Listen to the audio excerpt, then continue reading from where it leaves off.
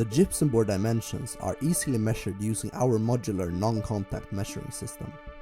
Our first optional width station is close to the mixer, giving an early indication of the board width and edge shape. Next is the FalconEye II surface defect detection.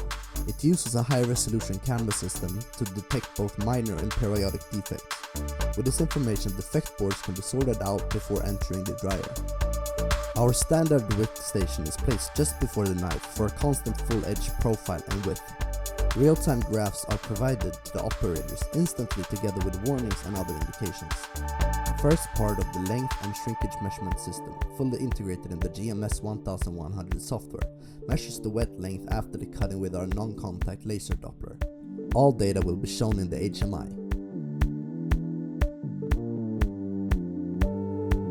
The thickness station is installed at the transfer table and measures the full thickness and taper of the boards.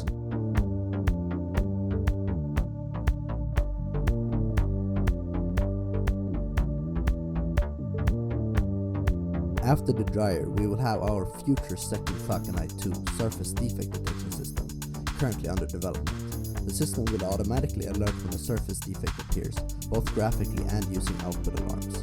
Every board will consistently be graded according to the planned threshold and its image stored for archiving purposes. Here we measure the board's dry length. Both the wet and dry length will be visual on the operator screen. As a final quality check, we place another thickness station before the packing line to ensure the full thickness, taper thickness and shape of the gypsum board.